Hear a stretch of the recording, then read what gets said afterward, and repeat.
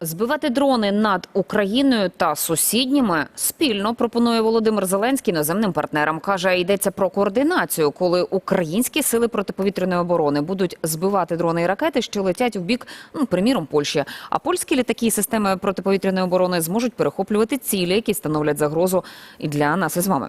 До цієї співпраці може долучитися і Румунія. Зеленський каже, таке могло би закривати бодай частину української території, відповідно захищати держави-партнерів. Анатолій Храпчинський долучається до бесіди. Це колишній офіцер повітряних сил, заступник директора компанії з виробника засобів РЕП. Пане Анатолію, рада бачити. Вітаю. Ви доволі неоптимістичний. Ви кажете, що в принципі країни НАТО сильно не можуть нічого Україні запропонувати, окрім точкових рішень. Я маю на увазі в вигляді ППО. І вони хочуть набутися досвіду українського безпосередньо в тому, як протидіяти атакам. І ви акцентуєте на тому, що це масовість. Найбільше, що вибиває з усталеного шаблону роботи країн НАТО з повітряними цілями і об'єктами, це велика кількість цілей. А ми, як країна, готові точно запропонувати рішення кардинальне, яке здивує і, що важливо, буде ефективним і влаштує країни Північно-Атлантичного альянсу? Якщо ми будемо думати стратегічно, то так, безумовно, ми можемо запропонувати рішення, де не буде взяти за основу елемент. Давайте зараз країни Європи пропонують там стіна дронів. А чому стіна дронів? Ну тому що дрони – це перспективна зброя, у всіх на слуху, і всі про них кажуть. Насправді, треба казати про стіну протиповітряної оборони. Тобто різних систем, які би могли би ефективно відпрацьовувати від будь-якої загрози. Знов-таки, чому я дуже обережно ставлюсь до цих ініціатив щодо закриття повітряного простору України за рахунок західних партнерів? По-перше, давайте зауважимо політична воля. Ми бачимо, що російські літаки залітають в повітряний простір НАТО, дрони залітають. З 2014 року після окупації Криму відбувається загострення цієї ситуації, дедалі більше Росія провокує НАТО, але при цьому НАТО не користується ані 5-ю статтею, намагається щось, згадали, що є 4-та стаття. Тому, в принципі, Європа насправді може запропонувати деякі види озброєння, які би суттєво посилили наші спроможності. Це і система радіолокації, це і точкові системи перехоплення повітряних сил. Знов-таки, славнозвісні скайнети, славнозвісні скайрейнджери, ті ж самі гепарди. Безумовно, це якісна система для перехоплення повітряних цілей, але якщо повітряна ціль знаходиться на відстані 3000 метрів, або знаходиться не більше на висоті, ніж там знов-таки 3000 метрів. Тобто, умовно, квадрат 4х4, який закриває ці системи, ми розуміємо, скільки таких систем нам потрібно. Знов-таки, так, ми можемо казати про розбудову основних систем, які би дозволили нам би, наприклад, протидіяти загрозі навколо міст, але вона і нас так зараз вибудована, тому що більшість дронів ми перехоплюємо безпосередньо навколо міст, навколо стратегічних об'єктів.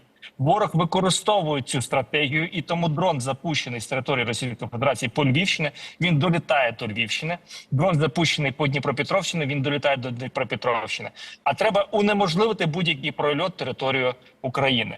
Знову-таки, давайте зауважимо, що більшість систем європейських вартує дуже багато коштів. Наприклад, якщо ми кажемо навіть ті ж самі зенітні ракети талісовські до систем протиповітряної оборони, деяких систем, які ми використовуємо для захисту повітряного простору, від 150 до 400 тисяч доларів в середньому вартість ракети. Для того, щоб збити, наприклад, шахет тим же самим гепардом, або там скайнетом, або там скайрейнджером, приблизна оцінка знищення одного шахеду близько 15 тисяч доларів. Це з урахуванням вартості патронів, з урахуванням вартості обслуговування самої системи. Тому треба казати про більш стратегічний підхід, побудову системи, яка спочатку почне якісно аналізувати ціль, виявляти ціль. І знов-таки, той же самий Таліс, Groundmaster 200, який ми використовуємо, який бачить шахет лише на 20-40 кілометрів, тому що шахет використовує маловисотний профіль прольоту. Але Groundmaster 200 коштує 17 мільйонів євро. Тобто ми розуміємо вартість і потребу. Тому я і кажу, що старий підхід до захисту, він є недієвим. Треба будувати більш якісні системи з більшою кількістю систем автоматизованих. Тобто, якщо ми кажемо про мобільну вогневу групу, то чому не ми використовуємо автоматичні турелі зі штучним інтелектом, де вже принцип захоплення цілі відбувається за рахунок відеокамери, які є на турелі, але сповіщення звідки, на якій висоті і коли прогнозована буде ціль в тому секторі, де відповідає ця автоматична турель, поступає від загальної системи детекції. Тому насправді тут от спроба нашими західними партнерами розповідати про побудову стіни дронів, вона буде малоефективна, якщо вона буде проходити по східному кордону Європи. Вона повинна проходити принаймні по кордону Дніпра, річки Дніпра, для того, щоб сповільнити деякі наші можливості, передислокувати її на схід, на східну частину України, тим самим посиливши наші спроможності щодо лінії боєзіткнення, для того, щоб сильніше тягнути, сильніше тиснути на ворога. Тобто треба казати вже про стратегічне рішення, а не про точкові спроби захистити себе в конкретних містах від ударів дронів. Категорично обмежені в часі, але я хочу попросити вас дуже стисло, але тим не менше, можете мені пояснити, ви в одному своєму експлейнері, в одному з своїх пояснень казали, що Польща, на вашу думку, чітко визначила, які дрони є обманкою, пластиковою фанерною дурачиною, а які реально несуть загрозу. Чи можемо ми це запозичити і коли?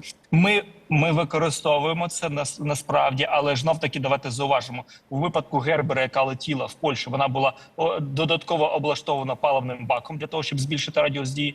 У випадку, коли ворог використовує Гербери або пародії по території України, ворог дуже часто кладе 2-3 кілограми вибухових елементів. Але ж знов таки ми відрізняємо, ми можемо відрізняти приманку від цілі, але ж знов таки давайте згадаємо там фундаментальні правила протиповітряної оборони. Ціль потрібно виявити, ідентифікувати і потім прийняти рішення. Або ми її супроводжуємо, або ми її перехоплюємо. В будь-якому випадку перші дві дії займають дуже багато часу. 10 приблизно нальотів на територію країн НАТО за війну нарахували ви, і в жодному випадку, ну скажімо так, реакція країн НАТО, країн-партнерів, вона не виправдала наших очікувань. Мені здається, що після ситуації в Польщі і після дрону розвороту, якщо дозволите, в Румунії, вже стало очевидно, що точно не буде тих рішень, які нам подобаються. Чи влаштує їх наша пропозиція, пане Анатолію? Бо здається, що всі варіанти і всі карти вже на столах розкладені. Що може зупинити? Я постійно повторюю, що нашим західним партнерам треба бути такими ж сміливими, як Збройні Сили України.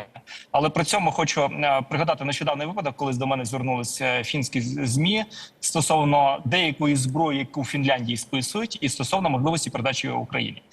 На мій запит, чи зможемо насправді це прийняти рішення, дуже слушно зауважив журналіст, ми медіа, які повинні тиснути на владу, щоб вона приймала правильне рішення. Тому у нас всі можливості і далі тиснути на владу, тиснути на наших західних партнерів, для того, щоб вони приймали правильні стратегічні рішення. Вдячна. Анатолій Храпчинський, колишній офіцер повітряних сил, заступник директора компанії виробника засобів РЕБ, був на зв'язку.